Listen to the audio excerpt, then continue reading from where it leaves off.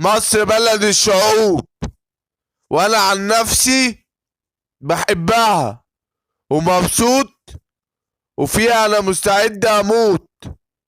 مصر دولة الحياة، وفيها كل شيء هتلاقاه، مصريين ووطنيين، والخير مكتوب على الجبين. احنا اعظم الشعوب، ولو مش مصدق امشي فيها وشوف القلوب. بنرضى بأي شيء مكتوب، وبنعيش حياتنا عشان ولادنا وأحفادنا.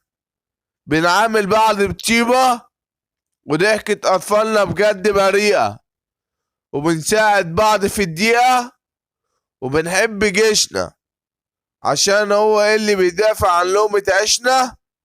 ورئيسنا ملناش غيره، وعايزين نقوله كتر خيره. بلدنا مذكورة في الأديان، ومشهورة بالأمن والأمان.